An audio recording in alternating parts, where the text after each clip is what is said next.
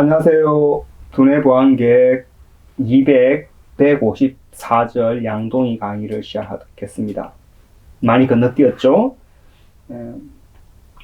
오늘부터 강의할 장은 제6장 실험입니다. 4장이 이제 거대사 역사였고 5장이 이제 기술에 대한 이야기입니다. 기술에 대한 이야기는 여러분 각자 따로 읽어보시고요. 이제 6장 실험인데, 실험에서 우리가 다룰 내용은 사람들이 우리가 살고 있는 세계에 대해서 알을 얻으려고 여러 가지 실험을 했었죠. 실제 실험도 있고 생각만으로 하는 시험도 있고, 그 실험들을 다루겠습니다. 총 10개의 글이 있고요. 10개의 글을 다시 나누면 151절에서 153절에 있는 내용은 먼저 갈릴레이의 생각 실험 나오고요. 그 다음 갈릴레이가 기압계를 만드는 과정, 그 다음 현미경과 망원경에 대한 이야기가 153절까지 나와 있고요. 154절, 오늘 배울 154절에서는 상대성 이론 또는 시간과 공간에 관한 생각 실험을 다룹니다. 155절에서 157절은 양자 역학에 관련된 생각 실험과 실제 실험을 다루고요.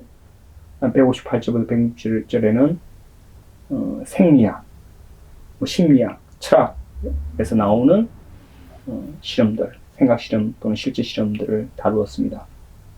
그 국민대 학교에서 수업 듣는 학우님들은 이 중에서 154절에서 157절 사이 주로 다루도록 하겠습니다. 더 많은 것을 공부하고 싶은 분들은 따로 제 강의에서 다루지 않는 부분도 읽어보시면 되겠습니다.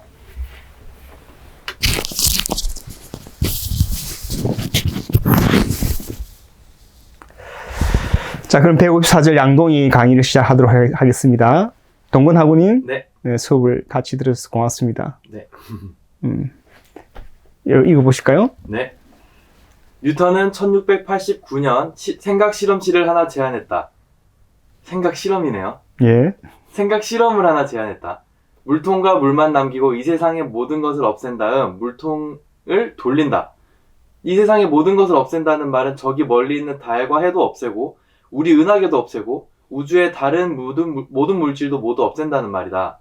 모든 것을 없애고 오직 물통과 물만 남아있다면 물통 안에 물은 여전히 오목하게 내려갈까? 예. 뉴턴이 한 생각 실험인데요. 여기 보면 양동이가 있고요. 양동이에 이제 줄이 있습니다. 줄을 이제 꼬아서 놓으면 다시 이제 돌아가겠죠? 처음에는 물이 이렇게 팽팽하게 있습니다. 돌아가는데, 도는 과정을 보면, 처음에 이제 물통이 돌면, 이제 물은, 물로 서서히 움직이기 시작합니다. 물통과 물이 돌아가는 속도가 다를 수 있습니다. 물통과 물이 상대 운동을 할 수 있는데, 그때도 여전히 물은 이렇게 팽팽합니다. 팽팽하고, 근데 물이 한참 돌아가다가, 물통이 도는 거하고 물이 도는 거 똑같아지면, 이제 물통과 물 자체가 상대 운동이 이제 없어질 수도 있겠죠? 그래서 이제 보면, 이 오목하게 됩니다. 오목하게 된다. 그래서 왜 오목해지느냐? 돌기 때문에 오목하다. 라는 설명은 맞지 않는 게, 천천히 돌 때 이렇게 오목해지지 않을 수 있습니다. 물론 돌면 오목해진다는 말은 틀린 건 아닌데, 돌기 시작할 때는 오목해지지 않는다. 좀, 빠르게 돌아야 되겠죠? 그 다음에, 물통과 물 사이의 상대 운동 때문에 오목해진다. 그것도 맞지 않는 게, 여기 상대 운동을 할 때 오목해지지 않는다 했죠? 그러니까, 물통은 빨리 도는데 물은 천천히 돌 수 있잖아요. 그래서 물통에 비해서 물이 천천히 돌 때 속도가 다르잖아요. 속력이 다를 텐데 그때도 오목해지지 않고 오히려 상대 운동을 하지 않을 때 물통과 물이 똑같이 돌 때 해주고 물론 우리가 나중에 그 물통이 이제 꼬여서 어느 순간 멈추게 됩니다. 멈추게 되면 이제 물통이 더 이상 돌지 않아요. 물통이 더 이상 돌지 않는데 물이 도는 거죠. 물통은 멈춰 있는데 물이 돌 수도 있겠죠. 그 경우에도 오목해집니다. 그러니까 물통과 물이 상대 운동을 한다 또는 상대 운동을 하지 않는다. 그에 따라서 물이 오목해진다, 오목해지지 않는다 결정되는 건 아닙니다. 뉴턴이 볼 때는 뭐가 그러면 물을 오목하게 만드냐?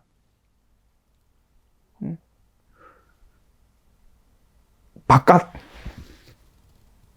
물통 바깥은 정지해 있고 물이 도는 거죠. 그래서 바깥에 대해서 물이 빠른 속도로 회전하기 때문에 오목해진다 라고 이제 설명했습니다. 여기까지는 이제 누구나 이제 설명할 수 있는 거 이해되는 건데, 그 다음 이제 물음은 이거예요. 바깥에 있는 물체를 모두 없앴다. 바깥에 있는 모든 물체를 이렇게 물통과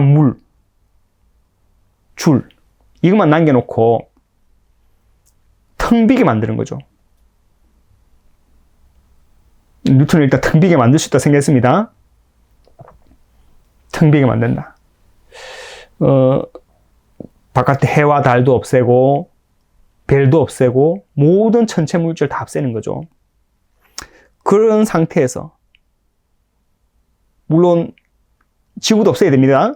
지구도 없애고 우리 보는 사람도 없애야 되는데 이게 어쨌든 보는 사람이 있어야 되니까 뭐 생각만으로 본다 생각하면 되겠죠. 다 없애도 뭐 없앴을 때 어떻게 될까?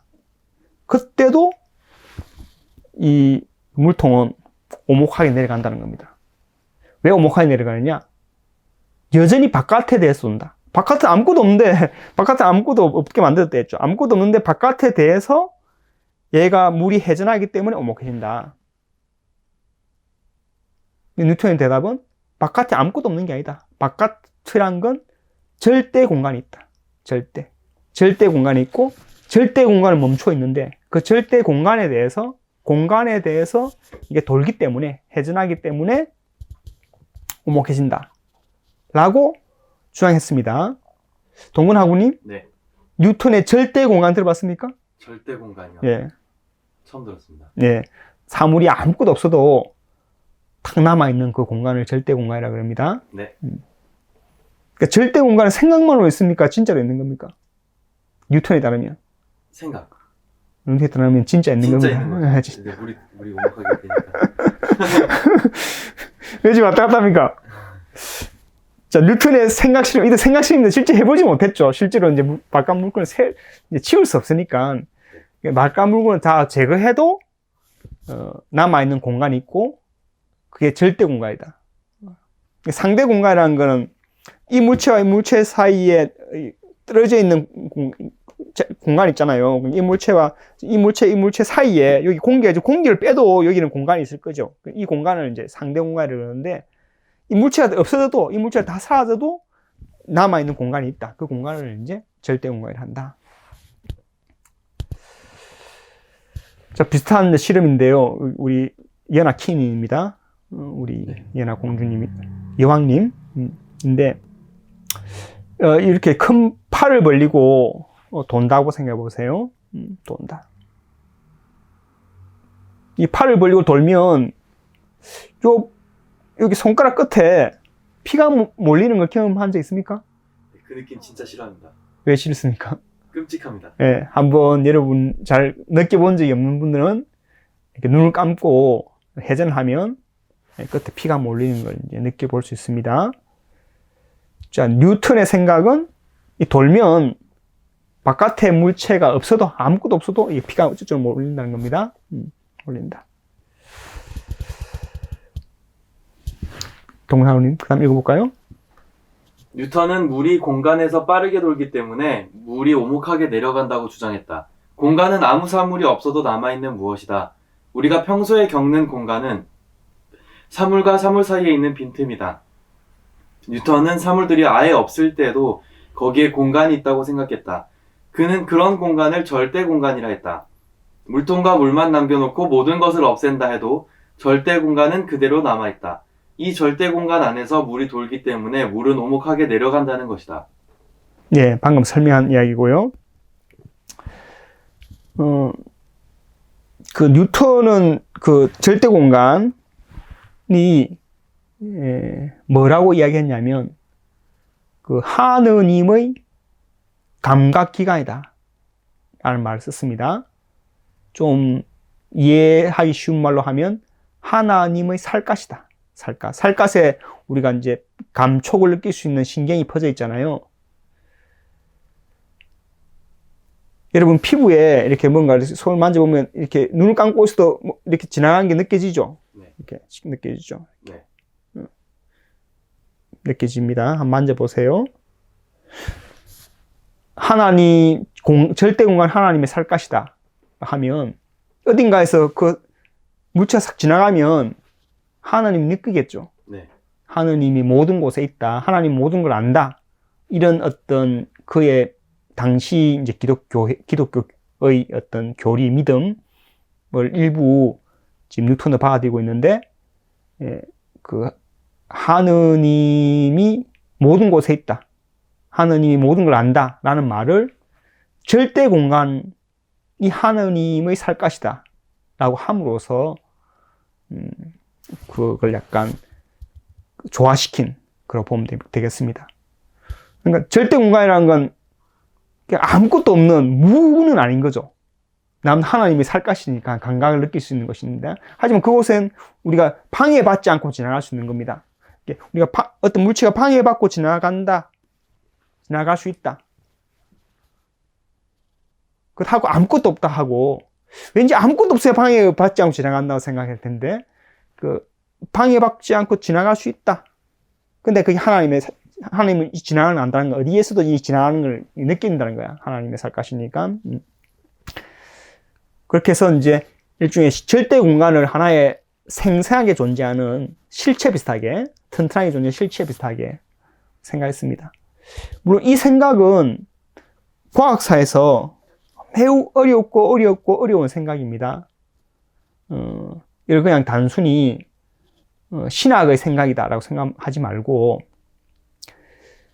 한 풀기 어려운 숙제 중에 하나가 빛입니다.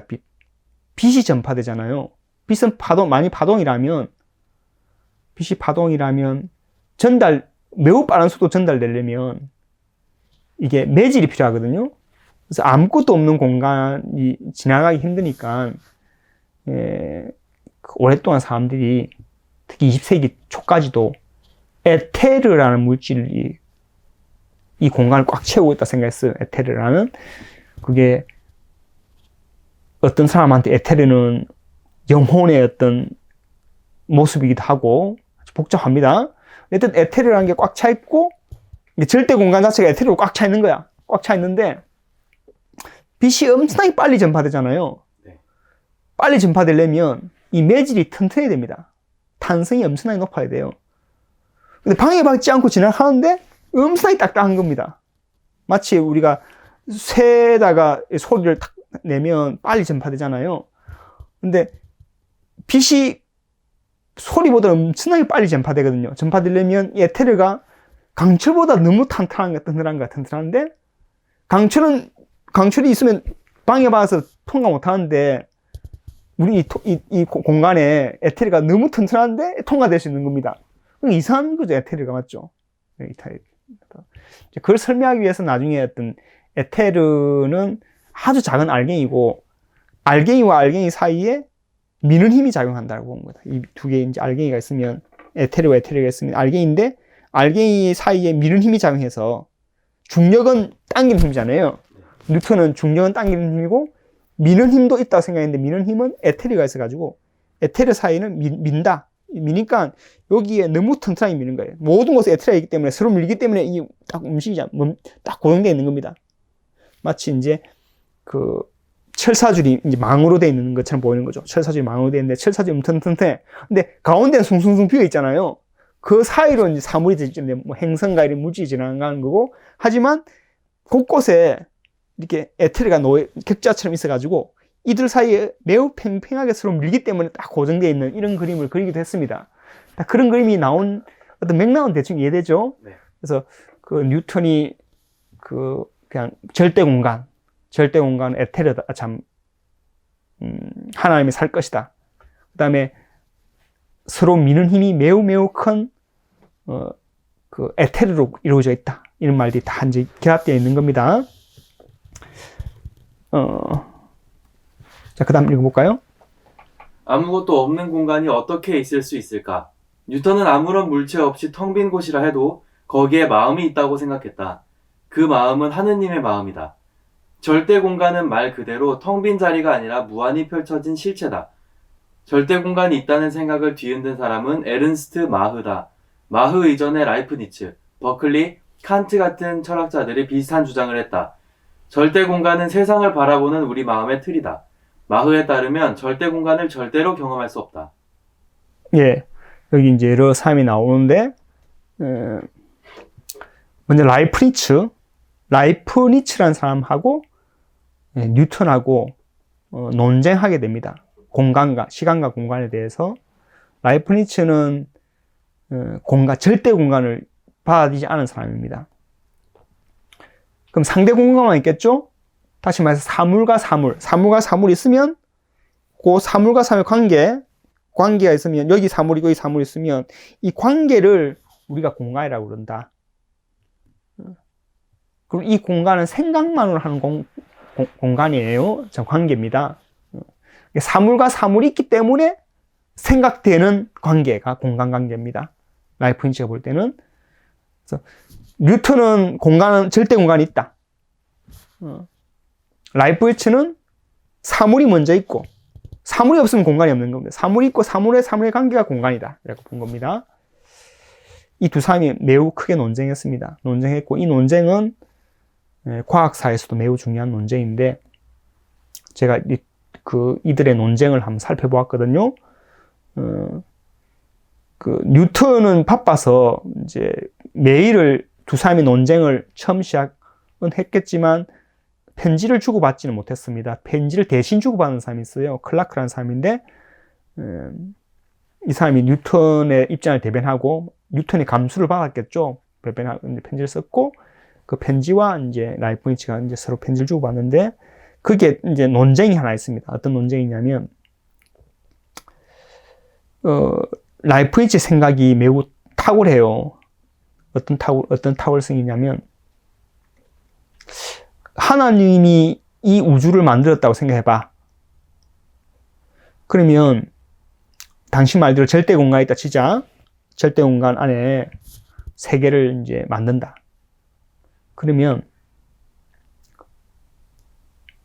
여기 만들지가 다르다는 겁니다. 절대 공간에 있으면 여기에 우주 만드는 거하고 여기에 우주 만드는 거 다 차이가 나잖아요.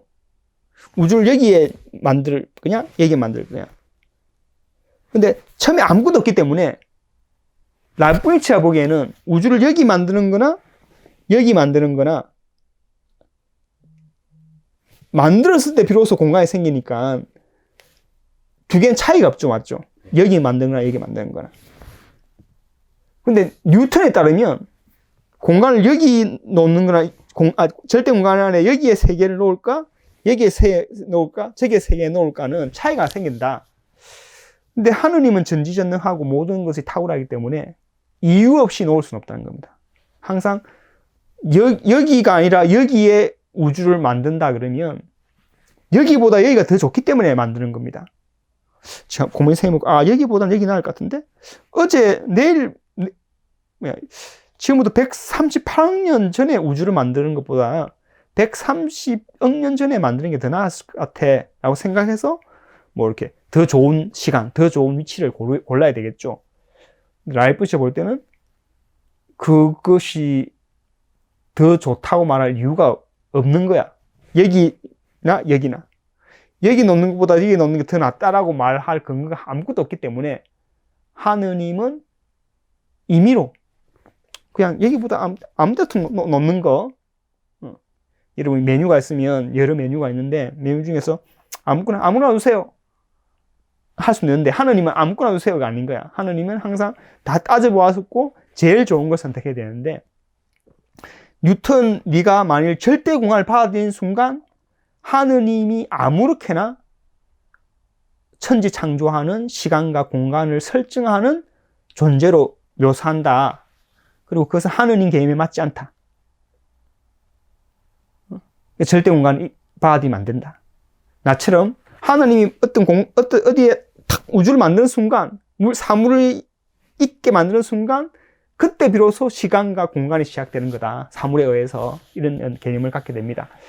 갖게 되고 이제 하다가 이제 이런 생각이 나중에 이제 물론 라이프니츠는 이성주의자고요. 이성주의자고 경험주의자인 버클리도 약간 비슷한 생각을 합니다. 경험주의자인 버클리도 이제 하느님에 대한 믿음으로 따지면 이 라이프니츠 저망가라고 하는데 특이한 점은 버클리는 사물의 존재를 받아들이지 않는 사람입니다. 사물. 신기하죠? 그럼 무엇을 받아들이냐? 마음의 관념만 받아들이는 사람입니다.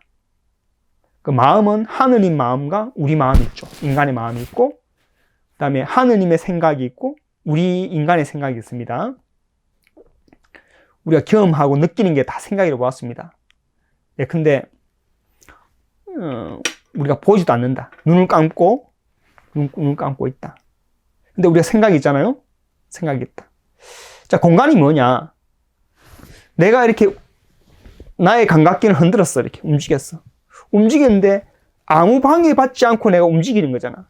아무 방해를 받지 않고 움직일 때 우리는 거기에 공간이 있다고 느낀다는 겁니다. 근데 이렇게 하다 부딪혔어.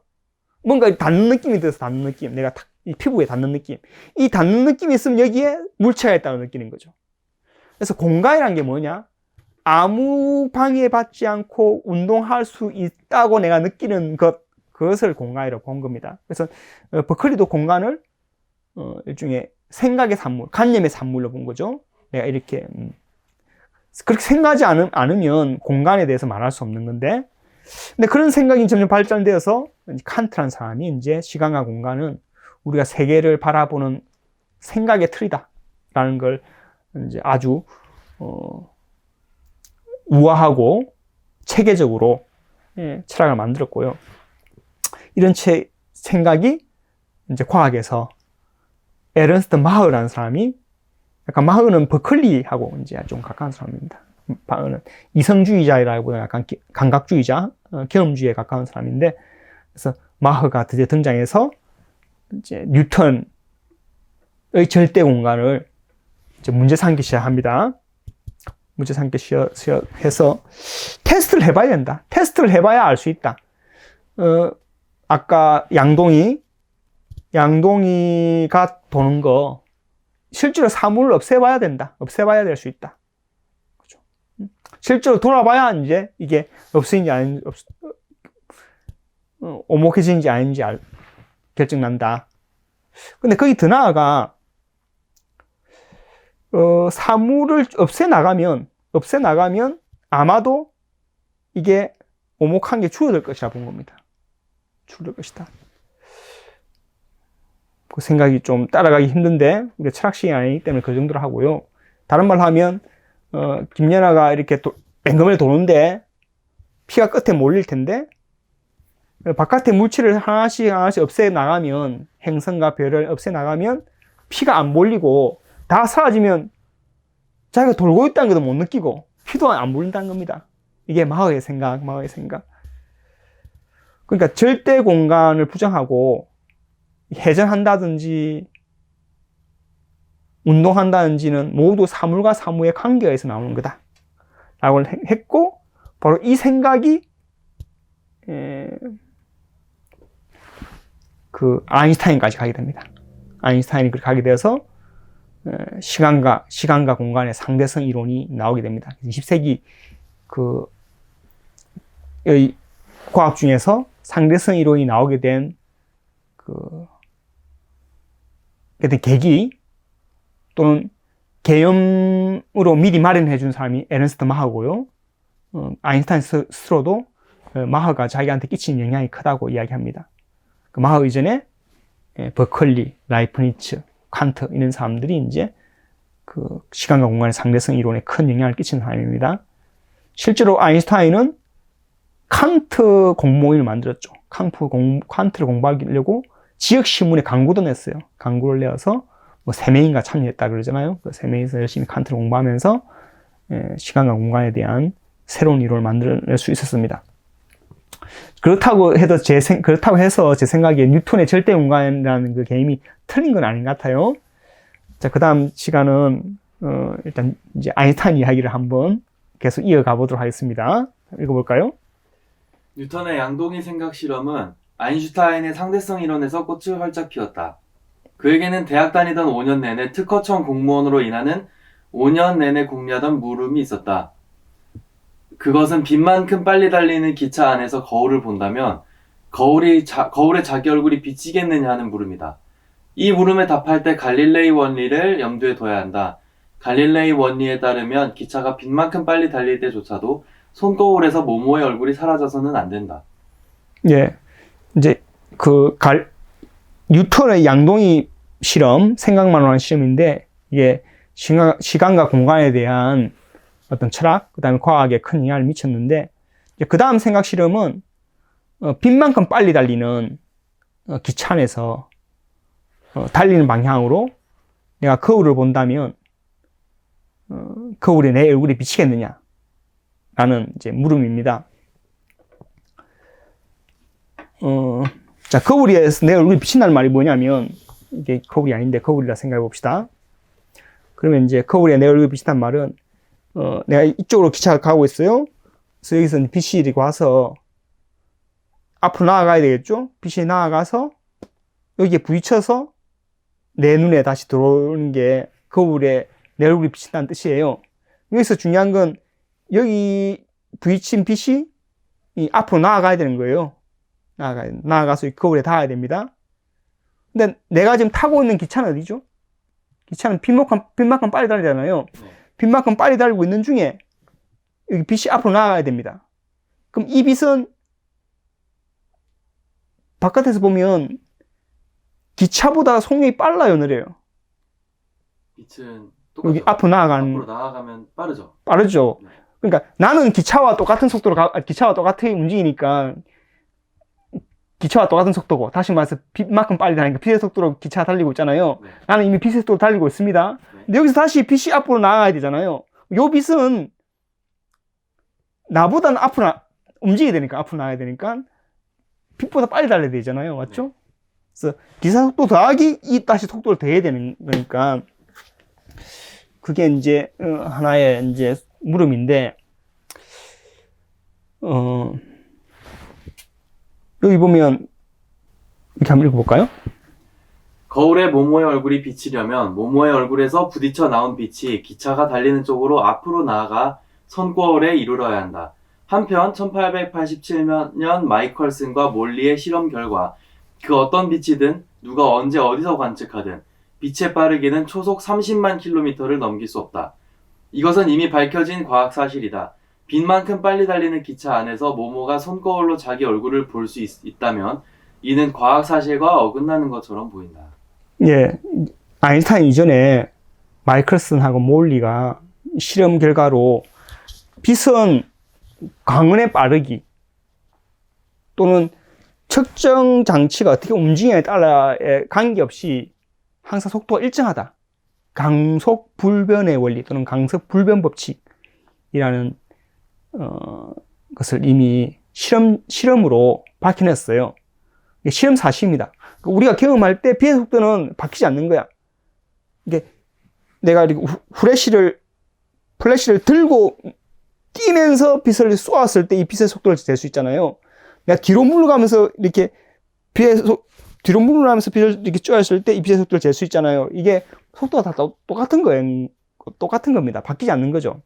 뭐 더해지거나 빼지지 않는다.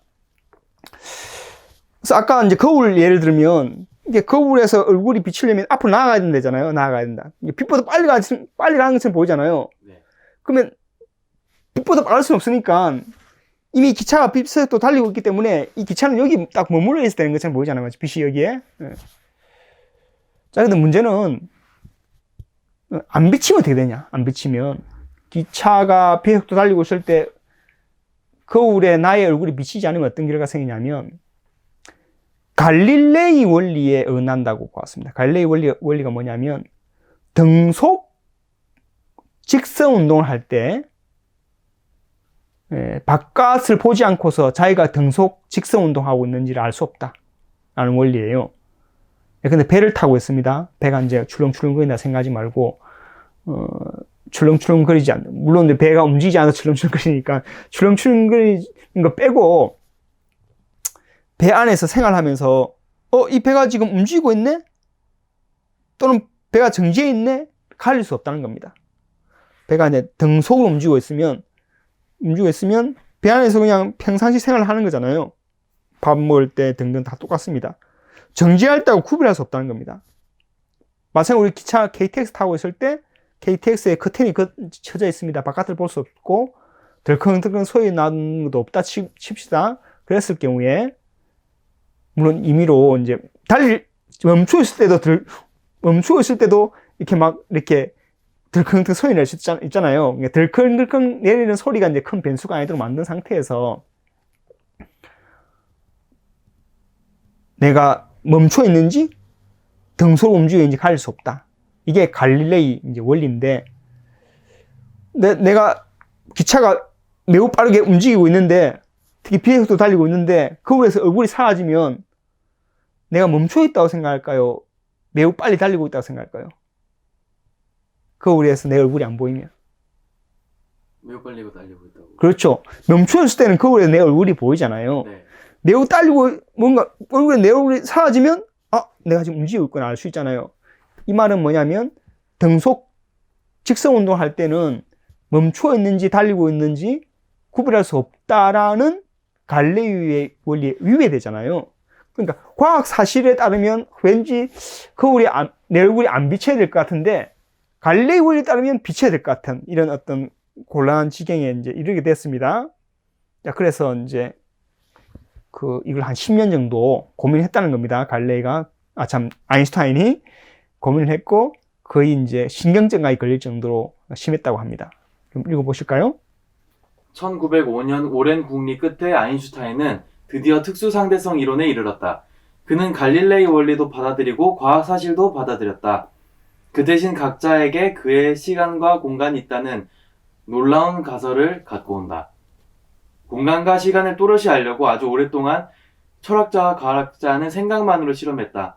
아인슈타인의 상대성 이론이 나온 다음에는 실제 실험을 거쳐 공간과 시간의 본 모습을 더 또렷이 더듬어가게 되었다. 네, 그 다음 해서 이제 어쨌든 시간과 공간의 상대성 이론이 나오게 되는데, 자세한 사항은 다른 책이나 아니면 우리 책에 있는 짧은 글을 읽어서 이제 하시면 되겠습니다.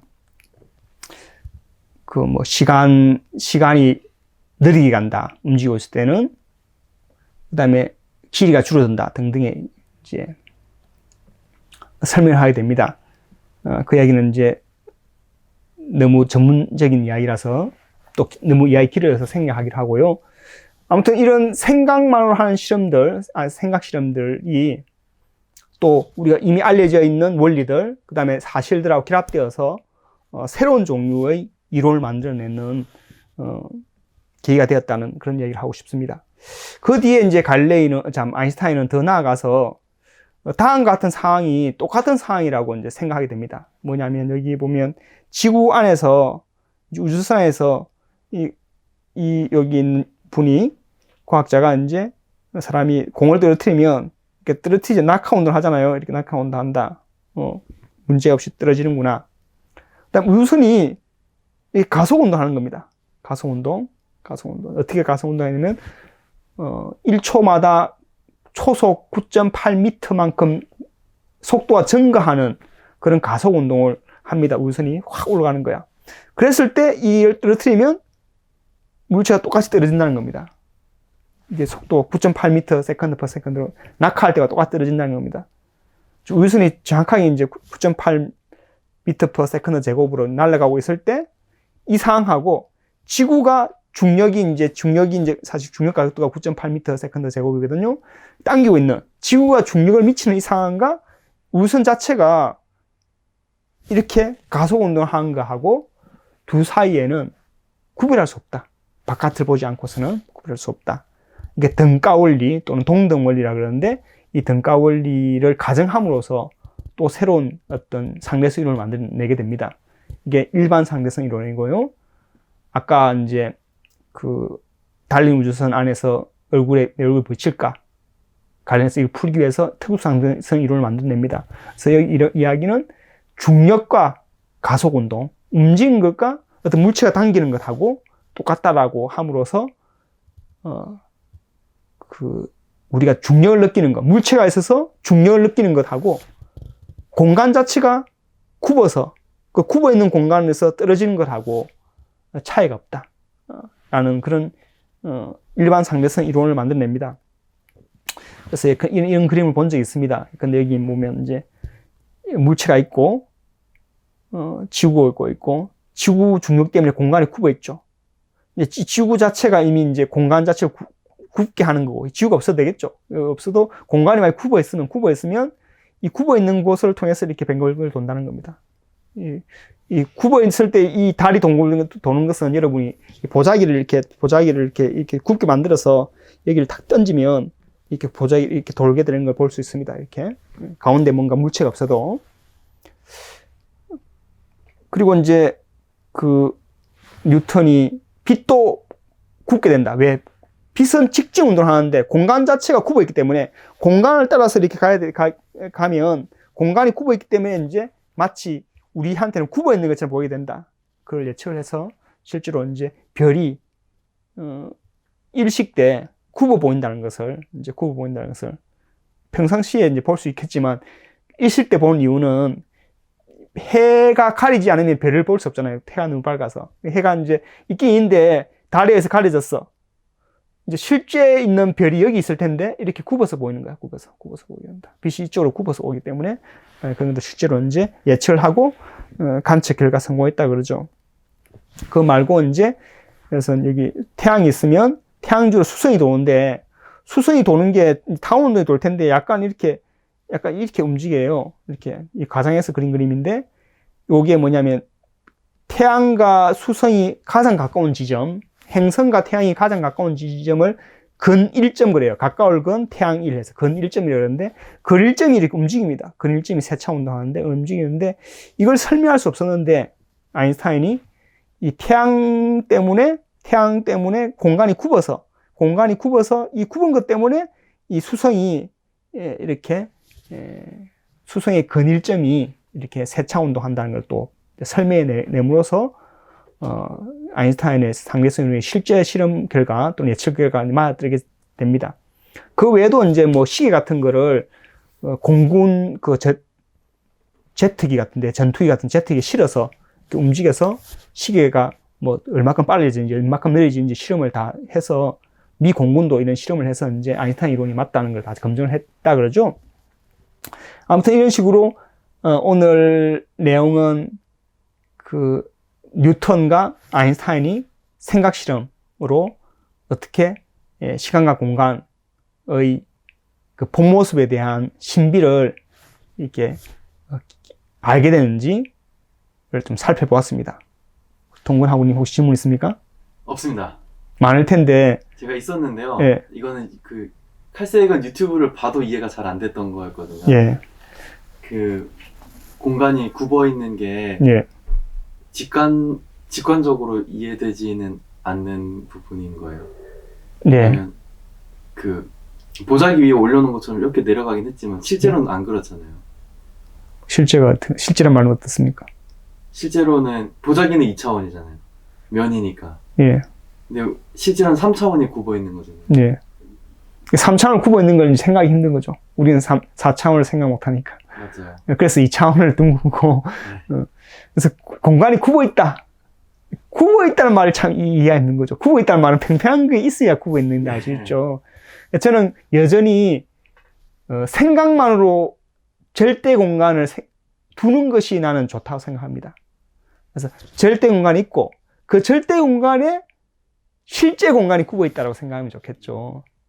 물론 그렇게 해도 이해가 안 되겠지만 여전히 굽어 있지 않은 어떤 공간을 생각만으로 두는 것은 의미가 있다 생각하고, 물론 생각만으로 있는 절대 공간, 이건 뉴턴 개념과 다르죠. 뉴턴은 생각만으로 있는 절대 공간이 아니라 진짜 절대 공간이 있다 생각했으니까.